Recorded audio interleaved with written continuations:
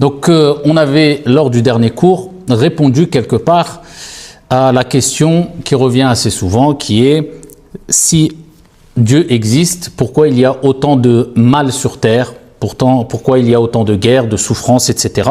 Et on avait rappelé que ça c'était une preuve d'une certaine déficience dans sa aqida, dans sa croyance, dans sa compréhension de la religion et sa connaissance d'Allah subhanahu wa ta'ala.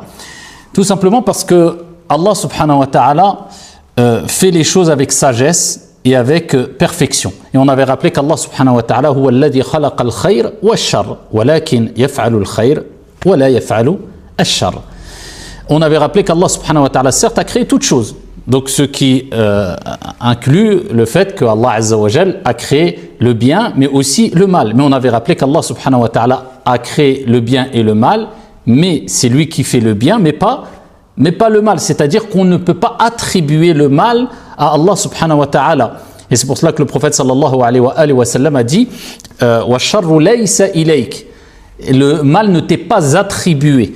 Donc Allah subhanahu wa ta'ala, c'est lui qui a créé toutes choses. Mais il faut différencier, et on avait rappelé cela, nufarriq bayna al-fa'il wal-maf'oul. Il y a une distinction à faire entre celui qui a créé le mal et le fait d'attribuer le mal à celui qui a créé le mal, à savoir Allah subhanahu wa ta'ala. Allah a créé le mal et le bien, pourquoi alors? Pour nous éprouver. Et c'est pour cela qu'Allah azza wa jal dit dans le Coran wa nabluukum bish-sharri wal-khayri fitna.